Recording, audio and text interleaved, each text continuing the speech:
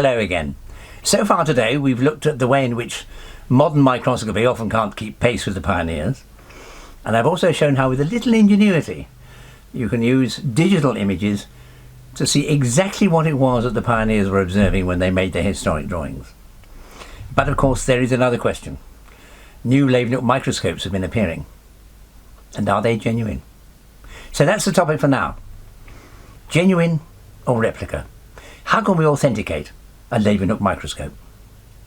When news of my research on Leeuwenhoek and my discovery of his specimens began to emerge, the press were quick to report it. There were newspaper articles, popular articles, in a great many newspapers, some of them distinguished, some of them more popular. But the fact that we had a handle on early microscopy and exactly how the research was done was something nobody had ever expected. And so many articles appeared, not just in English, but also, of course, since Leeuwenhoek himself was Dutch, in Dutch. Magazines and scientific journals also were keen to publish it. The news appeared in Nature and New Scientist, in Encyclopedia Britannica, and not only in English, but it began to appear in other languages too. It appeared in Spanish. It was very popular all across the United States, but then it was published in French and even in Japanese. Wherever you looked, there were excited articles reporting these new discoveries. And where newspapers were concerned, the biggest articles were published in Holland. Shortly after this, a man approached the Boerhaave Museum with a little silver object in his hand. It was a previously unknown Leeuwenhoek microscope. Not quite the normal design. That extra hole that you can see punched in the base of the plates is rather unexpected. But the authorities at the Boerhaave Museum looked at it and said, yes, this is certainly a previously unknown Leeuwenhoek microscope. So what would you imagine is the response? The world of science is suddenly excited to discover that not only have specimens from Leeuwenhoek come to light, but without anybody expecting it, there is actually a new Leeuwenhoek microscope, one that nobody had ever known existed. That's not what happened. They popped it in a drawer and locked it away and said nothing at all for 20 years. When eventually the news did come out, it was published in Dutch in an obscure journal that journalists would never read, a journal which shortly afterwards ceased publication. There was an explanation, which I've highlighted for you here, and perhaps we should hear that in Dutch. Hij ook zo'n microscoop bezat als die te zien waren in de tentoonstelling. Why had the microscope suddenly appeared now? The Boerhaave said it was because the donor had seen a microscope like it in their collections. No, he'd read about it in the newspapers, and realizing it might be special, he took it into the museum. They didn't even hint to him that it might be valuable. So why was it hidden away for 20 years? Well, Dutch law may possibly provide the answer. If you look at the Dutch statute, let me highlight the relevant sections in red. The possessor who continuously has possessed an object for 20 years, if they've possessed it in bad faith, automatically obtains ownership of the object. Only a skeptic would suggest that the authorities at the Boerhaave Museum had, in essence, cheated the donor out of what could have been a very valuable prize. But it is interesting that it was not heard about for 20 years, and that 20 years happens to be the statute in Dutch law which applies to an object you have obtained in bad faith. And that wasn't the only microscope to come to light. In December 2014, this curious image appeared on eBay. It was advertised as a curious drawing instrument, a couple of coins and the pieces of old silver. The first bid was $99, and that bid was from me. I thought to myself, there's something there of interest. It might be twisted slightly out of shape, but doesn't that look like a Leeuwenhoek microscope? And indeed, it turned out to be a Leeuwenhoek microscope. I didn't win it. The auction suddenly stopped as a Spanish collector intervened, curtailed the auction, and bought it privately for a modest sum. And here it is photographed with a euro coin and a measuring tape by its new owner. The microscope had been dug out of mud that had been excavated from the canals in Delft and dumped in landfill. And metal detectorists used to go over to this landfill and see what they might find. And among their finds was a Leeuwenhoek microscope that nobody had ever suspected. Now, of course, this is a matter of enormous importance and of great scientific interest. The Royal Society, however, when the news reached them, managed to downplay it and dismiss it all as some kind of joke. There have been alleged Leeuwenhoek microscopes popping up on eBay. Every time they dredge a canal in Holland, they claim to find one of these things. Leeuwenhoek seems to have dropped an awful lot into canals. The owner sent it over to me, and here it is photographed with a replica of a genuine Leeuwenhoek microscope. The replica, made in Leiden, is at the top, and the newly discovered microscope is at the bottom. They're pretty well identical, except, of course, that the lower picture, the newly discovered microscope, excavated from the mud, has a rounded lower portion of the plate and not rectangular, as does the replica. Now, if somebody was making an actual replica, they'd make sure that they copied an original microscope exactly. But this one isn't really the same. I was sent it by courier and immediately sat down to have a close look at it. I wanted some high quality, high resolution, close-up macro photographs. I could see that the rivets were beautifully inserted and very carefully levelled off with the plate surface.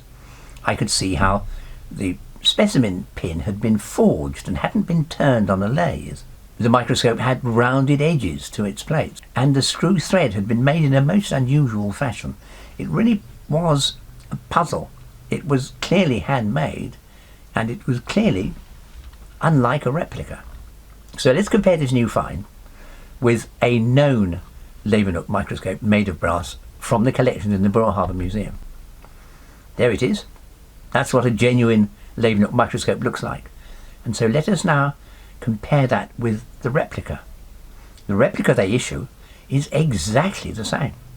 In other words, if you find a microscope that looks like the replica, it also looks like the genuine article. And here is the new microscope.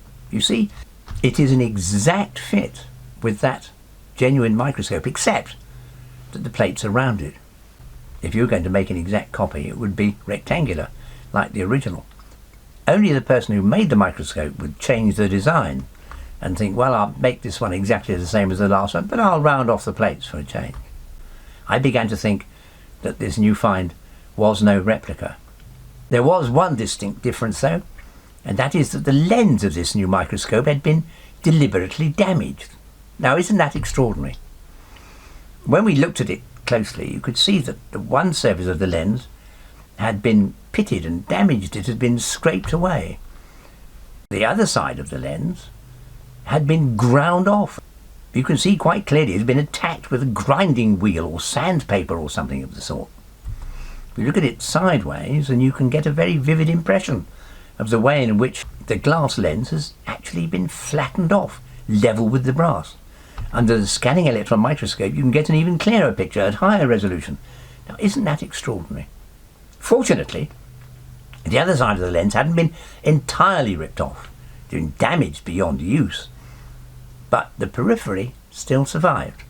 And so I was able to put some measurements on it, and we could then work out exactly what the specifications of the lens would have been. It would have had a radius of 1.2 millimeters. Now, there is a microscope measuring, I think, 120 times in the Borough Harbour collection, and this one magnified 180 times. That's what we could calculate from these figures. So although the lens had been destroyed, and surely it must have been destroyed by Leeuwenhoek in a fit of pique who wasn't satisfied with the results it gave him, I was able to recreate what the lens would have looked like. So, could it have been a replica? Well, let's look closely at a replica under the scanning electron microscope. This is a replica microscope, and you can see that the edges of the plate, if we look at them closely, are actually cut, not the microscope from the mud. Those plates, under high power, were rounded. They've been made in a totally different way to a replica. I was able also, of course, to get EDX results and analyse the composition. And there was, to my surprise, a trace of selenium. Selenium was found. This wasn't just a brass microscope. It contained traces of selenium. Now, as soon as the Borough Harbour Museum realised there was a trace of selenium in the brass, they said that proves it's a replica, because salts of selenium are used to patinate brass. If you make a replica out of brass, it looks new, the brass is all bright and shiny and brass coloured, So you treat it with salts of selenium and they confer an artificial aged appearance to the microscope. They assembled a series of photographs of patinating agents to show that, quite obviously, these had been used to make the brass in the microscope from the mud look old. But they forget the fact that back in the late 1700s, a woman scientist called Elizabeth Fulham, married to a Scottish GP, Elizabeth Fulham had found traces of a strange metal that she couldn't identify. It turned out to be selenium. And it's this man, Jöns Jacob Berzelius, in 1817, who first discovered selenium. And where did he discover it? In the Falun copper mines in Sweden. Because the copper from which Leeuwenhoek's brass was made came from these mines. And the ore from these mines also contains traces of selenium. This is where selenium was first discovered. So its presence in Leeuwenhoek's brass didn't show that the brass had been artificially patinated at all. It simply substantiated the fact that it had come from the Falun mines in Sweden. And indeed, we know that that is where Leeuwenhoek's copper came from. Case closed. And there remains the question of the thread. The standard accounts all say Leeuwenhoek cut his threads by hand, but they omit one important point. Threads are cut with a die, and the technology to produce a die did not exist when Leeuwenhoek was alive. The only other way in which you can produce a thread would be either by filing it or by rolling it. And the evidence before me suggested that Leeuwenhoek had rolled his threads. Here is a section, a diagrammatic section through a cut thread on the left and a rolled thread on the right. You see, if you roll the metal to produce a thread, then at the crest of each thread there is very often a little dent, a little groove, which you would never see in any other form of thread. Have a look under the scanning electron microscope and you see on the right there is the crest of a rolled thread, and you can see how that imperfection has formed at the top of the crest. Looking at the thread from a replica microscope, and this is what you see, a perfectly standard cut Whitworth thread. Look at the thread of the microscope from the mud. It's a very different shape of thread. Do you notice along the top there is that slight imperfection? The effect was even more marked towards the end of the thread. Just look at that. There is a gaping chasm running along the crown of the thread. Clearly, Leeuwenhoek produced rolled threads because there was no means of making a cut thread. The threads of the replica microscopes have often been made with oversized dies in order to create the impression of looking older than they are. But look closely at the thread at the bottom of the specimen holder and you can see, yes, it's a standard Whitworth thread. The rest of the thread has been distorted by the maker in order to give the impression of it being old, although the machine marks all run around the thread. Whereas in a rolled thread, the machine marks run along the length of the rod. And if I merge this picture very carefully with an image of the same thread on the Leeuwenhoek microscope, you can see the difference.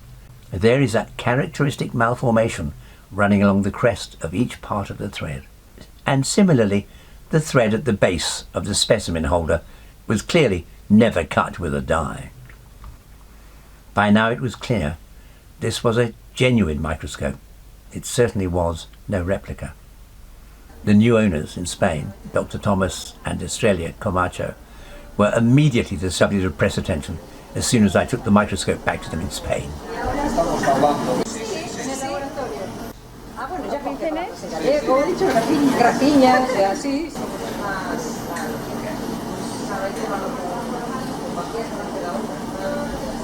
The mayor of Vigo, the major city in northern Spain, where the microscope was being put on display, arranged a reception, and the press interest was enormous. In London, the microscope featured on the title page of Nature, a rare honour for an object from the history of science. And so now we knew that following the publicity given to my research, 2 new Leeuwenhoek microscopes have emerged, and suddenly there was a third. James Hislop at Christie's rang me and said, "I think we have a Leeuwenhoek microscope. As the authority, you should come and have a look." So I turned up later that week and was presented with this, an unknown silver Leeuwenhoek microscope. It had been found in a box of silver oddments owned by a silver dealer who was thinking of putting it on sale in Christie's. But in the end he didn't. He sold it privately for a modest sum to a Dutch collector called Bert Dekenaar. Here is Bert with his new acquisition. He flew over to Cambridge in order to show it to me, and very kindly presented me with a replica microscope from the Boer Harbour Museum, which has proved to be of great importance when working out how the replicas were made. I immediately said to Bert, I need to put this under the scanning electron microscope, as I'd done for the Camacho instrument, but Bert wasn't interested. All he wanted to do was to own this little relic. And the only evidence I had were rather poor photographs from the Boer Harbour. They're close-up pictures and they have some merit. They lack the crisp, incisive detail of our own macro pictures. But nonetheless, if you look very closely, you can see that there is evidence of a deformity on the crown of this thread. There was no doubt it was a genuine Leeuwenhoek microscope, and looking closely at the thread did make me think, well, a deformed crown indicating a rolled thread could be diagnostic of a Leeuwenhoek microscope. The Boer Harbour Museum did some rough calculations as to how Bert's microscope might have performed, and they put it on display in an exhibition last year. Look further is what that legend means in English. And then I had an even bigger surprise. Last year, James Hislop from Christie's rang me again. We may have another Leeuwenhoek microscope that's come to light, he said.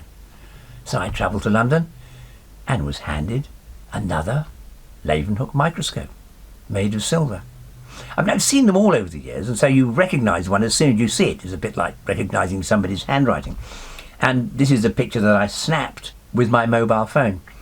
You can, if you look closely, see that deformity on the crown of the threads. Christie's took very crisp macro photographs for their catalogue. And before this one was sold, James Hislop very kindly agreed to spend the day in Cambridge. He brought it to me at the Cavendish Laboratory at Cambridge University, and at last I had a chance to examine it. With the ever-willing help of Eric Tapley, the department's technician, I was able to put the microscope under the microscope, which we can now pump down, all being well. So there he is in position, and he goes into the chamber. And that's James's point, isn't it? That he's the only electron microscope in the world that's had two electron microscopes inside it. From the picture that you showed, it was like quite uses Isn't that amazing, James? Breathtaking, isn't it? And there is the stage. beautiful. Oh, that's a cursor. Again, we had EDX data. Utterly bizarre. Occasionally it turns up in XRF analysis. So that's the stage, is quite cruddy. To reveal the precise composition of the metal from which the microscope was made. And there is a positioning handle, which is the last thing I need to photograph. Come to the very end, and that's the last picture in the sequence. So we'll save that one. So that was an extraordinarily interesting little project, and unique. You had enormous difficulties, I expect, getting this thing insured to carry around, didn't you? Well, we had to fill in some paperwork, certainly. What? And it's reckoned to be what, £250,000 sterling? Yeah, we have 150 to 250,000 pounds on it. I think that's cheap. Well, we'll see. The last one made 260, hammer. It cost, who bought it with your extortionate premium, it cost him nearly $500,000. Well, I didn't buy his premium, it came into £313,000. I spent a very busy day assembling a collection of scores of electron micrographs that would allow me to study the fine manufacturing details of this beautiful little instrument. In the end, I painstakingly linked them together to give a scanning electron microscope picture of the microscope under a microscope. A highly revealing picture we could then compare with photographs of the instrument taken with a conventional camera. Nothing like this had ever been done before.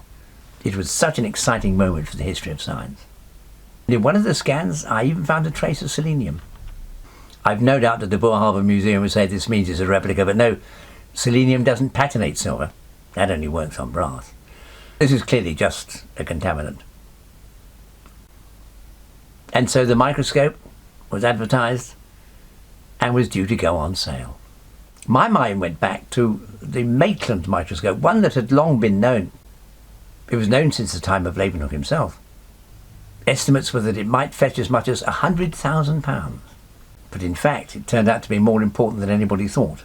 The bidding went up and up and up.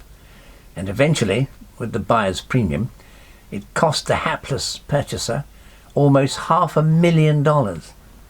That microscope was actually bought by a European biotech company that promised to put it on display. But they hid it away, and it hasn't been heard of since. Nobody knows where this priceless little instrument might be. So when the new silver microscope came up for sale, everybody thought it's going to make a similar amount of money. Lot 52. This is one of the rarest microscopes by the father of microbiology with the highest magnification extant, shown here to my left. If anyone hasn't seen it yet, a silver microscope. One of the highlights of the sale, interest here on the phones, and we could open the bidding here at £85,000, at 85,000, at 90,000 pounds, at 90,000, at 95,000 pounds, at 95,000, at 95,000, at 100,000 pounds. Here with me at 100,000 pounds. At 100,000 pounds, I can sell. It's a selling bid at 100,000 pounds. 110 in California. Thank you very much. Welcome online at 110,000 pounds. At 110,000 pounds, or lot 52. At 110,000 pounds. It's against me here. It's 110,000 pounds with you in California. Meg or Thais, would you like to come in? 110,000. Meg, shall we try one? One might do it. It's against the online bidder. I will sell to you online. Quite sure? Now's your chance. It's selling. At 110,000 pounds then. Fair warning, Meg, now's your chance. All done. At 110,000 pounds. All done. And selling. Hammer's coming down to you in California. Sold for 110,000 pounds to paddle 3055. Do you notice how the auctioneer managed never once to try and say Van Leeuwenhoek's name? Nobody can pronounce it properly. It always makes me smile. And so, as a result of the publicity given to my research, 4 Leeuwenhoek microscopes have now come to light. The first one, brought into the Boerhaven Museum and locked away for 20 years. Coincidentally, the length of time necessary to prove ownership, even if you've obtained it illicitly. The silver microscope, now owned by Bert de Reinhardt. Bert never wanted any further analysis carried out, and I'm afraid that's almost disappeared without trace. The brass microscope, the Camacho instrument, that they were so keen for me to analyse further, and which has had enormous publicity in the journals of science and throughout the press. And finally, the new microscope, found in a house clearance in East Anglia and purchased for a relatively modest sum by a collector in California. That too has vanished. The research that I've done has attracted plenty of attention and indeed has given rise to a number of publications. Several more are currently in preparation and will be going to press this year and next. These 4 microscopes have surprised everyone in science. We always thought that the 9 microscopes accepted as being made by Van Leeuwenhoek were all that existed. Now, these 4 more have come to light. Of course, the question now in my mind is, what else is there to find? Only time will tell.